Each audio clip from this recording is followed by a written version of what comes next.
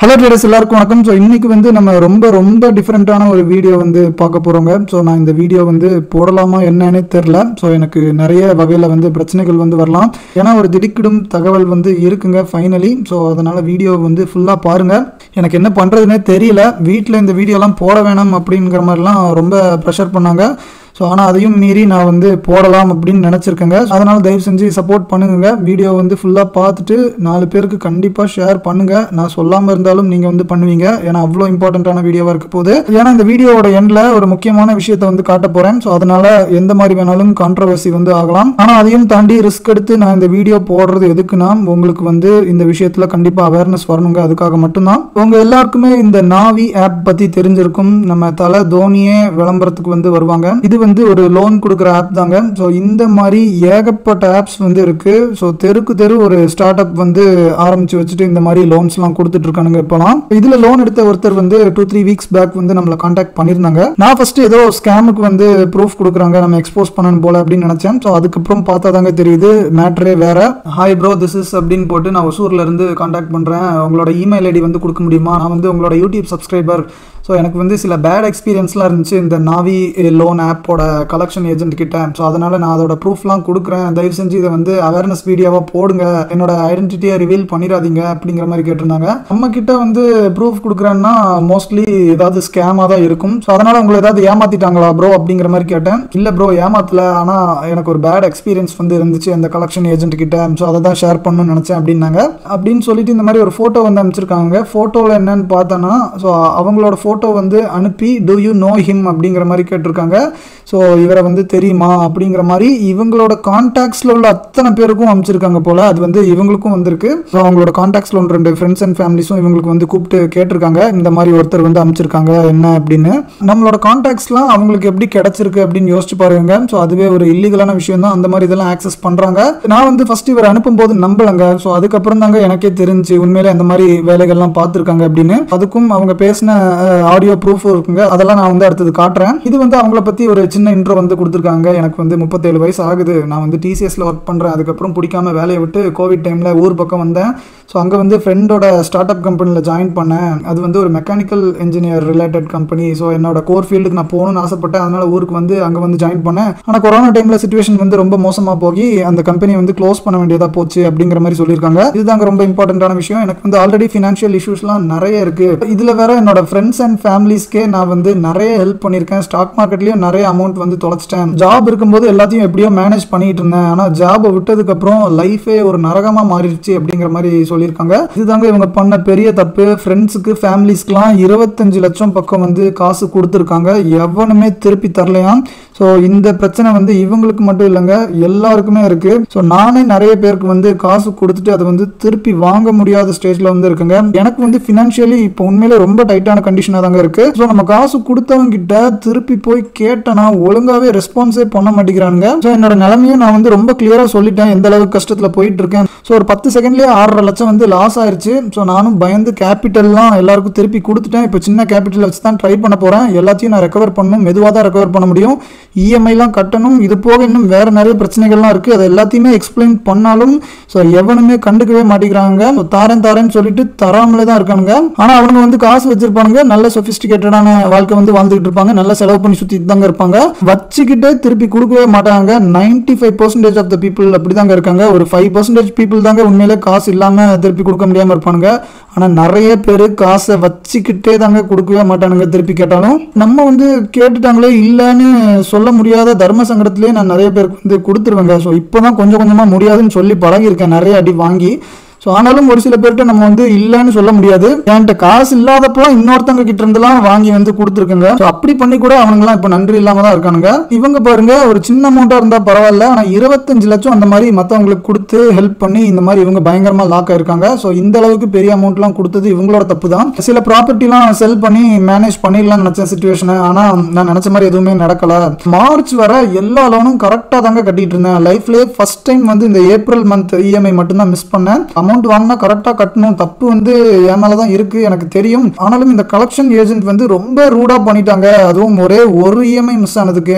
So இந்த மாதிரிலாம் பண்ணவே கூடாது ஆர்பிஐ கைட்லைன்ஸ் படி அப்படிங்கிற மாதிரி சொல்லியிருக்காங்க. இதுதாங்க அவங்க அமுச்சு விட்ட ஃபோட்டோ. இங்கே பாருங்கள், do you know him, is name is அப்படின்னு போட்டு அவங்க பேர் அமுச்சு அவங்களோட ஃப்ரெண்ட்ஸ் அப்புறம் ஃபேமிலி எல்லாத்துக்குமே அவங்க கான்டாக்ட் லிஸ்ட்லாம் ஆக்சஸ் பண்ணி எல்லாருக்குமே அனுப்பி விட்ருக்காங்க. யாரோ ஒருத்தர் ஒய் வாட் ஹேப்பன்ட் அப்படிங்கிற மாதிரி கேட்டிருக்காங்க பாருங்க. ஸோ இந்த மாதிரி ஒருத்தர் 2 பேர் இல்லைங்க, ஸோ ஏகப்பட்ட பேருக்கு வந்து போயிருக்கு. ஸோ இந்த மாதிரி பண்ணனா நம்மளுக்கு எந்த அளவுக்கு அசிங்கமாகவும் மன வருத்தமாகவும் மென்டல் டார்ச்சராகவும் இருக்கும்னு இமேஜின் பண்ணி பாருங்க. அந்த ஏஜென்ட் கிட்ட வந்து பேசியிருந்ததை நீங்களே கேளுங்க. என்னோட ஃபேஸ்புக் என்னோட நம்பர்லாம் போட்டு எல்லாத்தையும் உங்களுக்கு தெரியுமான்னு கேட்குறீங்க. நான் என்ன அப்ஸ்டாண்ட் ஆயிட்டேனா என்ன? இல்ல சார், நீங்க எதுக்கு என்னோட போட்டோ போட்டு என்னோட பேர்லாம் இது போட்டு தெரியுமான்னு கேக்குறீங்க? நான் என்ன ஓடி போயிட்டேனா? சார் ஜஸ்ட் கேட்டோம் சார், நாங்க அது மிஸ்யூஸ் பண்ணல, மிஸ்யூஸ் பண்ணல. இல்ல சார், இதுவே மிஸ்யூஸ் தான் சார். நான் தான் இருக்கிறேன்ல, நான் தான் உங்களுக்கு ரெஸ்பாண்ட் பண்றேன்ல. நீங்க எதுக்கு வந்து எல்லா என்னோட கான்டாக்ட் லிஸ்ட்லாம் போட்டு நீங்க யாரும் நீங்க தெரியுமான்னு கேக்குறீங்க? ஸோ இந்த மாதிரி ஒரு ஏஜென்ட் மட்டும் இல்லைங்க, தினம் 10-15 பேருக்கு மேலே வந்து கூப்பிடுவாங்க போல் டிஃப்ரெண்ட் நம்பர்ஸ்லேருந்து. இப்போ ஒருத்தி எவ்வளோ திமிரா பேசியிருக்கா பாருங்க. நேம் கேட்டால் கூட நேம் சொல்ல மாட்டேங்கிறா, அதுக்கு தைரியம் இல்லை. நாவியில் தான் ஒர்க் பண்ணுறேன், அதோட கலெக்ஷன் ஏஜென்ட் தான் அப்படிங்கிற மாதிரி சொல்கிறாங்க. ஆனால் பேர் கேட்டால் சொல்ல மாட்டேங்கிறாங்க. இந்த மாதிரி பேர் கேட்டால் கூட சொல்லாமல் இருந்தேன்னா நம்மளுக்குலாம் ரொம்ப பயமும் டவுட்ஸும் தாங்க வரும். Situation it happens, man. What situation happens? You want me to tell all the personal things to you? You're not aware. Do you want me to tell all the? No, you want me to tell all the personal things to you? No, I'm not asking the personal thing. Then what? The loan given, you have to explain it. You do whatever legally you want to do. What legally? What legally? Pay the EMI. Hey, what is your name? What is your name? What do you do with the name? While taking the loan, did you ask my name? I didn't take What loan is the from name? you. What is the name? Did you ask the name? My name? While taking the loan? Did you ask? Then why are you asking now? No, I need no. You are asking stupid question. How do I know that you are? Make the payment. No one will ask you the stupid question if you make the payment on time. And even we are not interested to call you again and ask and to listen. See, I am a default. First make the payment. I'm not ready to listen anything here. This is just Don't speak. First make the payment. Don't speak. What kind of person you people are? இது கூட பரவாயில்லைங்க. இன்னொருத்திலாம் நீ வந்து நிறைய loan எடுத்திருக்கல்ல, so அதே மாதிரி இன்னொரு loan எடுத்து இந்த இஎம்ஐயை கட்டு அப்படிங்கிறா. முந்தின வாய்ஸும் இப்போ வர வாய்ஸும் ஒரே மாதிரி தான் இருக்கும், ஆனால் ரெண்டுமே வேற லேடின்னு நினைக்கிறேன். ஸோ அப்படி தான் அந்த ரெக்கார்டிங்கில் வந்து இருந்துச்சு ஃபுல்லாக கேட்கும்போது. After taking the loan, if you're not making the payment, many 100 people will call you. No, where are you calling from?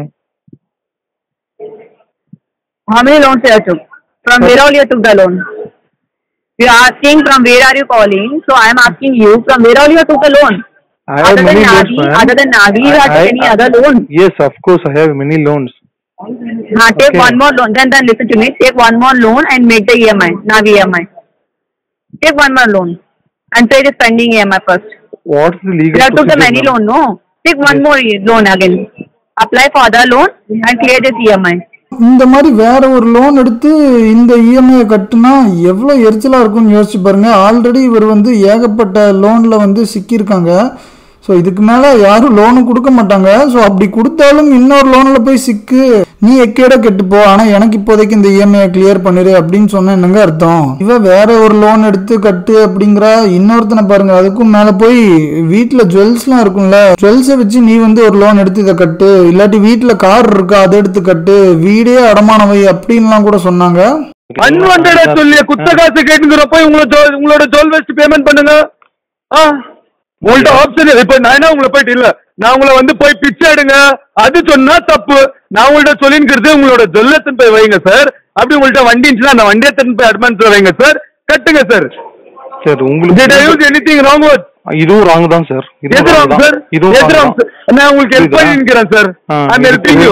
So இவ்வளோ போதும்னு நினைக்கிறேங்க இந்த ஆடியோ ரெக்கார்டிங்ஸ்லாம். ஏன்னா இதுக்கு மேலே போடுறதுக்கு எனக்கே கஷ்டமாக இருக்குது. எக்கச்சக்கமாக ஆடியோஸ் வந்து அனுப்பிச்சி விட்ருக்காங்க, ஒரு 10-15 பக்கம், எல்லாமே ஒரு 10 நிமிஷம் 15 நிமிஷம் பக்கம்லாம் இருக்குது. நான் ஒவ்வொன்றத்தையும் 2-3 டைம் வந்து கேட்டு ஸோ அதெல்லாம் போட வேணாம் அப்படின்னு நினச்சிட்டேன். ஸோ அதெல்லாம் போட்டால் வீடியோவும் பெருசாக இருக்கும், ரொம்ப கிளியராகவும் இல்லை.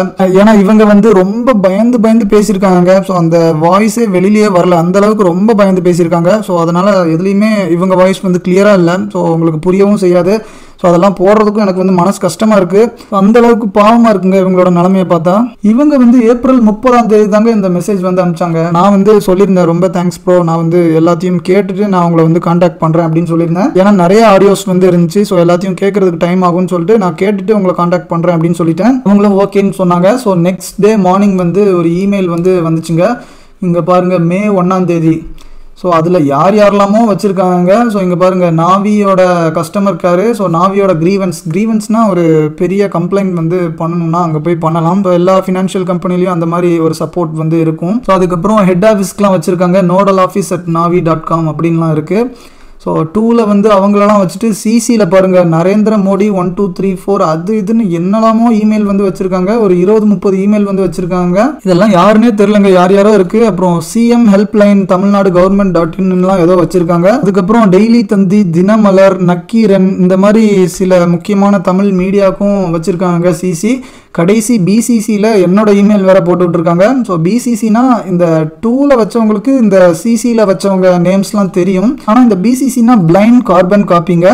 ஸோ பிளைண்ட்னா என்ன அர்த்தம்? ஸோ யாருக்குமே தெரியாது. இங்கே ஒரு இமெயில் வந்து இருக்கிறது இவங்க யாருக்குமே தெரியாது. ஸோ அப்படி என்னையும் சைலண்டாக யாருக்கும் தெரியாத மாதிரி என்னோட இமெயிலையும் போட்டு விட்டுருக்காங்க பிசிசியில். இப்போ நான் வந்து பார்த்த உடனே சரி நேற்று நைட்டு நம்மளை காண்டாக்ட் பண்ணவங்க தான். ஸோ இமெயிலும் நிறைய பேருக்கு அனுப்பிச்சிருக்காங்க போல. ஸோ அதை நம்மளை தெளிவுபடுத்தணுங்கிறதுக்காக சும்மா பிசிசியும் வச்சிருக்காங்க. ஸோ மற்றபடி புதுசாக ஒன்றும் இல்லை அப்படின்னு நினச்சிட்டேன். ஏன்னா இவங்க அனுப்பிச்ச ப்ரூஃப்ஸ்லாம் எனக்கும் அனுப்பிச்சிருந்தாங்க. ஸோ அதே ப்ரூஃப்ஸ் தான் இங்கேயும் அனுப்பிச்சிருந்தாங்க. ஸோ புதுசாக ஒன்றும் இல்லை, அதே விஷயங்கள் தான் டைப் பண்ணி அனுப்பிச்சிருக்காங்க போல அப்படின்னு நினச்சிட்டு இதை வந்து ஃபுல்லாக ரீட் பண்ணாமல் விட்டுட்டேங்க.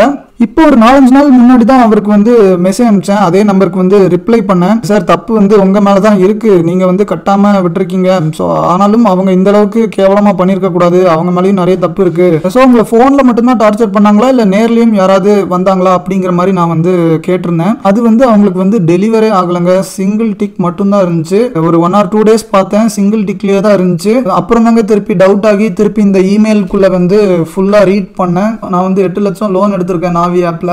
இஎம்ஐ வந்து 30,100 ரூபா 42 மாசத்துக்கு அப்படின்னு சொல்லியிருக்காங்க. ஸோ 9 months வந்து சூப்பராக மிஸ்சேவ் பண்ணாமல் கட்டிட்டு இருந்திருக்காங்க போல. இதான் 10th month. ஸோ இந்த ஏப்ரல் வந்தானா 10வது இஎம்ஐ போல. அந்த இஎம்ஐ மட்டும்தாங்க மிஸ் ஆயிருக்கு. அந்த ஒரு இஎம்ஐ மிஸ் பண்ணதுக்கு என்ன வந்து இறக்கமே இல்லாமல் டார்ச்சர் பண்ணியிருக்காங்க. I am under tremendous stress and sleepless nights for the last few days அப்படின்னு போட்டிருக்காப்ல. Those people are giving mental torture which I can't even describe ஹியர்ங்கிற மாதிரி சொல்லியிருக்காங்க. இங்கே வந்து என்னால் சொல்ல முடியாத மாதிரி நிறைய டார்ச்சரும் பண்ணியிருக்காங்கலாம் சொல்கிறாங்க. ஸோ அதெல்லாம் எதை மீன் பண்ணி சொல்லியிருக்காங்கன்னு எனக்கு தெரியல. கலெக்ஷன் பர்சன் வந்து இந்த மாதிரி பேசலாமா? ஸோ நான் வந்து என்னோட ஃப்ரெண்ட்ஸ் நம்பரோ ஃபேமிலி நம்பரோ நான் எதுவுமே கொடுக்கல. என் ஒருத்த நம்பர் மட்டும்தான் கொடுத்தேன், வேற செகண்டரி நம்பர் வந்து கொடுக்கவே இல்லை. எனக்கு நல்லாவே தெரியும். ஆனாலும் என்னோட கான்டாக்ட்ஸ் எல்லாத்தையுமே ஆக்சஸ் பண்ணியிருக்காங்க. ஸோ ஆர்பிஐ கைட்லைன்ஸ் படி இப்படிலாம் பண்ணக்கூடாது.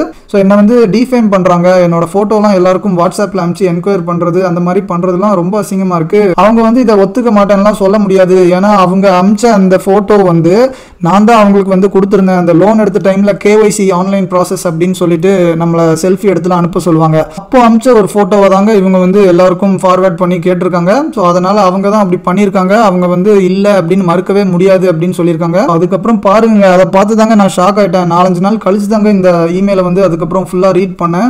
S, I am having a lot of financial problems but today I am ending my life only because of Navi team's heartless behavior அப்படின்னு சொல்லியிருக்காங்க.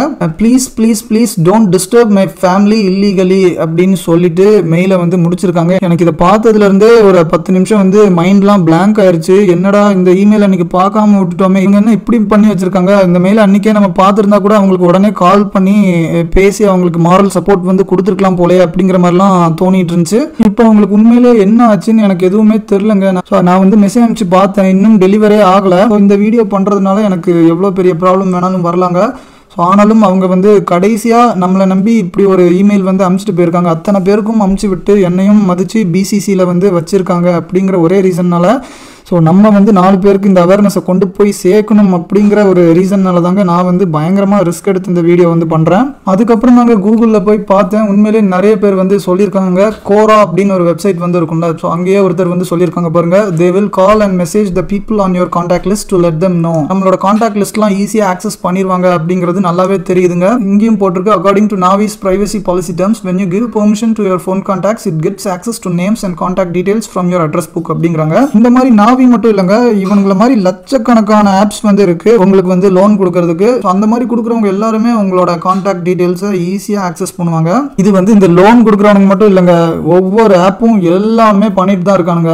ஆனா அவங்க வந்து சும்மா பெர்மிஷன் வந்து வாங்குவாங்க, ஆனா அதை வந்து மிஸ்யூஸ் பண்ண மாட்டாங்க அப்படின்னு நம்புறேன். ஆனா இவனுங்க வந்து அவங்களுக்கே கான்டாக்ட் பண்ணி நம்ம கடன் வாங்கியிருக்கோம் அதை பத்திலாம் புட்டு வச்சிடறானுங்க. ஸோ இந்த மாதிரி பண்ணனா ஒருத்தங்களோட மனநிலைமை வந்து எப்படி இருக்கும் இமேஜின் பண்ணி பாருங்க. இந்த மாதிரி யாராவது உங்களை அரெஸ்ட் பண்ணாங்கன்னா நீங்க வந்து போலீஸ் கம்ப்ளைண்ட் வந்து கொடுக்கலாங்க. ஸோ அதுக்காகவே நம்ம சட்டத்தில் வந்து ஒரு இடம் இருக்கு, லோன் ஹராஸ்மெண்ட் கம்ப்ளைண்ட் அப்படின்னு போட்டாலே வருதுங்க. ஏதோ செக்ஷன் 506 அப்படிங்கிறாங்க. அது வந்து நமக்கு வந்து சாதகமா இருக்கு போல. allow the defaulter to make a complaint at the police station against recovery agent. Recovery ஏஜென்ட்னா யாருங்க? நம்மளுக்கு ஃபோன் பண்ணி டார்ச்சர் பண்றானுங்களா, ஸோ அவனுங்க மேல நம்ம வந்து போலீஸ் கம்ப்ளைண்ட் கொடுக்கலாம் அப்படின்னு இந்த சட்டம் வந்து சொல்லுது அப்படிங்கிறாங்க. அதுக்கு கீழே பார்த்தீங்கன்னா நிறைய டீடைல்ஸும் இருக்கும். ஸோ தயவு செஞ்சு இதை வந்து நீங்க ரிசர்ச் பண்ணி பாருங்க. உங்களை யாராவது இந்த மாதிரி டார்ச்சர் பண்ணாங்கன்னா நீங்க பயந்துட்டுலாம் இருக்காதீங்க. உங்களுக்கு வந்து இந்த மாதிரி சிச்சுவேஷன் நடந்துச்சுன்னா, ஸோ எல்லாருக்கும் அப்படிதாங்க இருக்கும் மோஸ்ட்லி. இவர் பேசினதையும் பார்த்து நான் அதை வந்து நல்லாவே புரிஞ்சுக்கிட்டேன். அவங்களோட குரலே அவ்வளோ லோவா இருந்துச்சு, ரொம்ப பயந்து நடுங்கி பேசினாங்க.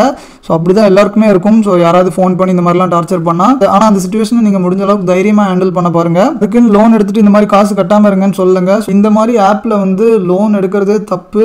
டேய் நீ பாட்டுக்கு பேசுவேன், ஆனா அவனுக்கு எவ்வளவு கஷ்டம் இருக்கும். ஸோ அவங்களுக்குலாம் இந்த மாதிரி லோன்லாம் ஹெல்ப் பண்ணுது அப்படின்னு நீங்க நினைப்பீங்க. ஸோ அப்படி ஒரு சில பேருக்கு சிச்சுவேஷன் அமைஞ்சு இந்த மாதிரி லோன் எடுக்க வேண்டியதா போச்சுனாலும் நீங்க வந்து தயவு செஞ்சு கரெக்டா பே பண்ணிருங்க. இந்த மாதிரி இவங்களோட பேச்செல்லாம் கேட்கற மாதிரி வச்சுக்காதீங்க. இது கூட பரவாயில்லங்க, விட்டுருலாங்க. ஆனா தயவு செஞ்சு இப்ப நான் சொல்ல போற விஷயத்த மட்டும் மைண்ட்ல நல்லா ஏத்திக்கோங்க. உங்களோட சக்திக்கு மீறி, உங்களோட தகுதிக்கு மீறி இன்னொருத்தவங்களுக்கு வந்து தயவு செஞ்சு ஹெல்ப்பே பண்ணிடாதீங்க. உங்களால ஒருத்தனுக்கு 10,000 ரூபாய் கொடுத்து ஹெல்ப் பண்ண முடியும் அப்படிப்பட்ட ஒரு சிச்சுவேஷன்ல இருக்கீங்கனாலும் ஒரு 2000 இல்ல 5000 தான் நீங்க வந்து கொடுங்க. அது கூட கொடுக்காம இருந்தா நல்லதுதான். ஏன்னா இந்த மாதிரி கொடுத்து வாங்க முடியாம போகி நம்மளுக்கும் அவங்களுக்கும் தேவையில்லாம மனக்கசப்புலாம் ஏற்படும். இந்த மாதிரி எனக்கும் நிறைய நடந்திருக்கு. அதனால நீங்க ஏதோ லட்சாதிபதியா இருந்துட்டு கோடீஸ்வரனா இருந்துட்டு நிறைய காசு சும்மாவே அக்கௌண்ட்ல வச்சிருந்தா மட்டும் அந்த மாதிரி தான தர்மம் பண்ணுங்க. இல்ல நானே கஷ்டத்துல தான் இருக்கேன் அப்படிங்கிற மாதிரி சிச்சுவேஷன்ல இருந்தீங்கன்னா தயவு செஞ்சு ஒருத்தனுக்கும் 1 ரூபா கூட கொடுத்துடாதீங்க. அவங்க எவ்வளவு பாவமா வேணாலும் பேசுவாங்க. ஏதோ ஒரு சிச்சுவேஷனை சொல்லி புலம்பி உங்ககிட்டலாம் சிம்பத்தி கிரியேட் பண்ணாலும் நீங்க வந்து கொடுத்துடாதீங்க. அந்த மாதிரி கொடுத்தனா கண்டிப்பா நீங்க வந்து 200% வந்து அதுக்கு வந்து ரெக்ரெட் பண்ணியே ஆவீங்க. இப்போ இவருக்கு என்ன ஆச்சுன்னு கூட ஒரு தெரியாத ஒரு சிச்சுவேஷன்ல இருக்கிறனால தாங்க எனக்கு ரொம்ப வருத்தமா இருக்கு. ஸோ இந்த அவேர்னஸ் வந்து உங்களுக்கு யூஸ்ஃபுல்லா இருந்துச்சுன்னா தயவு செஞ்சு லைக் பண்ணுங்க, உங்களோட ஃப்ரெண்ட்ஸ் அண்ட் ஃபேமிலிக்கு வந்து ஷேர் பண்ணுங்க. ஸோ இது வந்து ட்ரேடிங் ரிலேட்டட்னு இல்லை, ஸோ நீங்க எல்லாத்துக்குமே ஷேர் பண்ணலாம். இது வந்து இப்போ எல்லாருக்குமே தேவைப்படுற ஒரு அவேர்னஸ்ங்க. ஏன்னா ஒரு 10 யங்ஸ்டர்ஸ் இருக்காங்கன்னு வைங்களேன், அதுல ஒரு 8-9 பேர் வந்து கண்டிப்பா இந்த மாதிரி ஏதோ ஒரு ஆப்ல வந்து அவங்க லோன் எடுத்து வச்சிருக்காங்க. நம்மளுக்கு பர்சனலா தெரிஞ்ச என்னோட ஃப்ரெண்ட்ஸ் அண்ட் ஃபேமிலிஸ் கூட நிறைய பேர் இந்த மாதிரிலாம் எடுத்திருக்காங்க. அதனால இது வந்து எல்லாருக்கும் போய் சேரணுங்க. அந்த மாதிரி ஆப்ஸ்ல லோன் எடுக்கிறதுனால என்ன மாதிரிலாம் ரிஸ்க் இருக்கு அப்படின்னு நீங்க வந்து தெரிஞ்சுக்கிட்டா நல்லது. ஒசூர்ல இருக்கிறவங்க வந்து யாராவது இந்த வீடியோ பார்த்துட்டு இருந்தீங்கன்னா தயவு செஞ்சு ஏதாவது டீடைல்ஸ் தெரிஞ்சா சொல்லுங்க. உங்களோட லோக்கல் சேனல்ல இது ரிலேட்டடா எதுவும் நியூஸ் வந்து வந்துருந்துச்சா? ஏன்னா இவருக்கு என்னாச்சுன்னு தெரியாம அதுவே மண்டைக்குள்ள ஓடிட்டு இருக்குங்க. ஒரு மாதிரி பயமாவும் இருக்கு, வருத்தமாவும் இருக்கு. உங்கள யாராவது ஒருத்தர் இந்த மாதிரி நாவி ஆப்லயோ இல்ல இந்த மாதிரி ஏதோ ஒரு ஆப்ல லோன் எடுத்து இதே மாதிரி உங்களுக்கு ஏதாவது பேட் எக்ஸ்பீரியன்ஸ் வந்து நடந்திருந்தா தயவு செஞ்சு ஷேர் பண்ணுங்க. அது வந்து இன்னும் 4 பேருக்கு யூஸ்ஃபுல்லா இருக்குங்க. இந்த வீடியோ பத்தின வேற எந்த கருத்தா இருந்தாலும் நீங்க வந்து ஷேர் பண்ணுங்க கமெண்ட் செக்ஷன்ல. இன்னொரு நல்ல வீடியோல சந்திக்கலாம். நன்றி.